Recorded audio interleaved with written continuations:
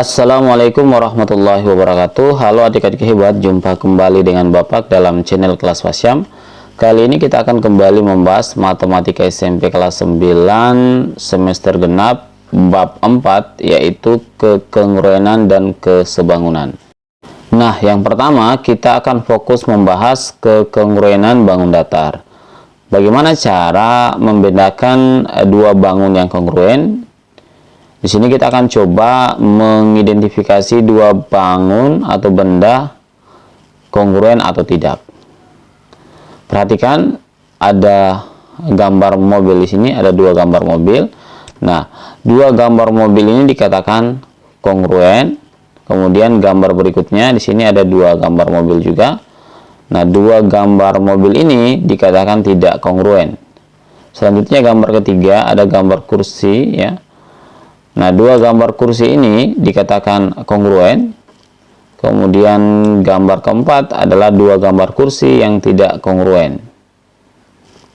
Selanjutnya untuk gambar figura lukisan ini, di mana figura pertama di sini panjangnya 40 cm, lebarnya 30 cm. Figura kedua panjangnya 80 cm, kemudian lebarnya 40 cm. Nah, ini adalah dua gambar figura yang tidak kongruen. Terakhir ada dua gambar figura lukisan lagi. Di sini panjangnya 60 cm, lebarnya 40 cm. Gambar figura kedua panjangnya 60 cm, lebarnya juga 40 cm. Nah, ini adalah dua gambar figura lukisan yang kongruen. Nah, agar lebih paham, perhatikan. Di sini kita akan coba ya menemukan konsep dari dua bangun yang kongruen. Perhatikan dua bangun persegi panjang berikut ya.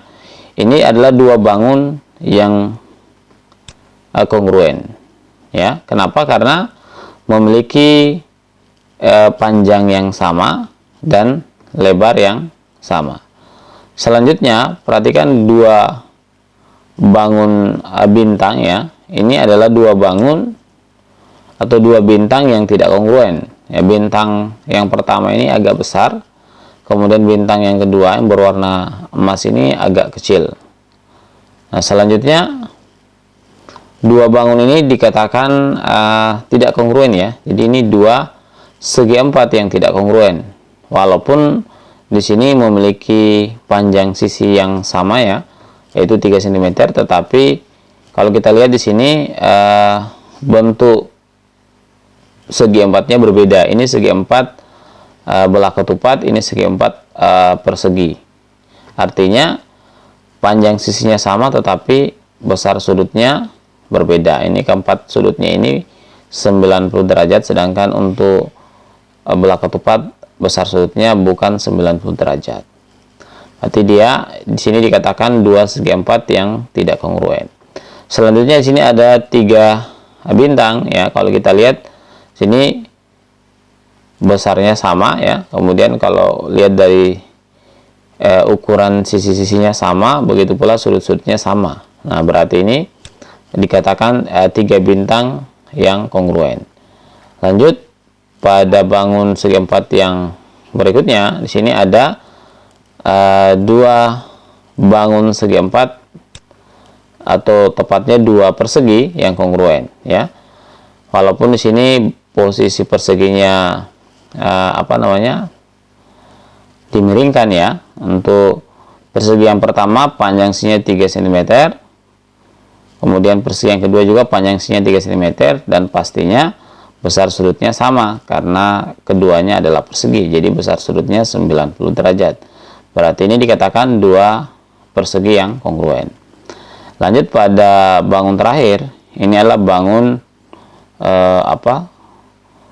persegi panjang, tetapi kalau kita lihat di sini sisi panjangnya untuk yang pertama ini lebih pendek dari sisi panjang untuk persegi panjang yang kedua. Ini lebih panjang. Kemudian lebarnya mungkin ini sama ya, tetapi karena ada sisi yang berbeda maka dikatakan di sini dua persegi panjang ini tidak kongruen. Nah, dari sini sebenarnya dapat kita simpulkan apa sih yang dimaksud dengan dua bangun yang kongruen. Jadi kita simpulkan ya, dua bangun yang mempunyai bentuk yang sama dan ukuran yang sama itu disebut dua bangun yang kongruen. Nah, selanjutnya perhatikan dua bangun berikut ya. Ini bangun trapesium ABCD dan bangun trapesium JKLM. Nah, di sini kalau kita lihat sudut D dan sudut M berada pada posisi yang sama, atau tepatnya sudut D dan sudut M ini adalah sudut yang bersesuaian. Selanjutnya untuk sisi AB ya dan sisi JK ini adalah dua sisi yang posisinya sama, berarti sisi ini adalah sisi yang bersesuaian. Karena kalau kita lihat posisi dua bangun ini memang posisinya sama. Jadi di sini bisa kita tuliskan sudut-sudut yang bersesuaian. Yang pertama di sini tadi ada, kita lihat ini berarti sudut A dan sudut J ini adalah dua sudut yang bersesuaian, posisinya sama ya. Kemudian ada sudut B dan sudut K, dua sudut yang bersesuaian. Kemudian sudut C dan sudut L, ini adalah dua sudut yang bersesuaian.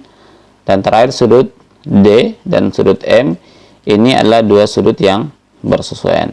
Nah, di sini kalau kita lihat besar bangun ABCD itu ternyata sama ya, kalau kita lihat sama dengan besar bangun JKLM. Jadi kita bisa tuliskan di sini misalnya ya, sudut A dan sudut J pastinya memiliki besar yang sama. Begitu pula sudut B dan sudut K juga memiliki besar yang sama, sehingga besar sudut B sama dengan besar sudut K. Kemudian sudut C dan sudut L juga memiliki besar yang sama. Dan terakhir sudut D dan sudut M memiliki besar yang sama. Nah, kalau sudut-sudutnya ini misalnya memiliki besar yang sama, bagaimana dengan kesesuaian antara panjang sisi? Nah, jadi sini kita bisa tuliskan di sini sisi-sisi yang bersesuaian. Ya, di sini ada 4 sisi ya. Nah, tadi kan sudah dikatakan bahwa sisi AB itu bersesuaian dengan sisi JK, ya. Kemudian sisi BC bersesuaian dengan sisi KL, kita tuliskan di sini. Kemudian sisi CD bersesuaian dengan sisi LM, kita tuliskan di posisi ini. Dan terakhir sisi DA bersesuaian dengan sisi MJ di sini. Nah, selanjutnya misalnya di sini tadi kan sudut-sudutnya besarnya sama ya. Nah, untuk panjang sisinya di sini karena kita lihat dua bangun ini besarnya sama, ukurannya sama, maka bisa kita tuliskan di sini bahwa sisi AB dan sisi JK memiliki panjang yang sama. Jadi AB sama dengan JK. Kemudian sisi BC dan sisi KL memiliki panjang yang sama ya. Maka kita tuliskan di sini BC sama dengan KL. Kemudian sisi CD dan sisi LM memiliki panjang yang sama. Kita tuliskan di sini CD sama dengan LM. Dan terakhir sisi DA ya, itu panjangnya sama dengan sisi MJ. Berarti kita tuliskan juga di sini sisi DA sama dengan MJ. Nah, dari sini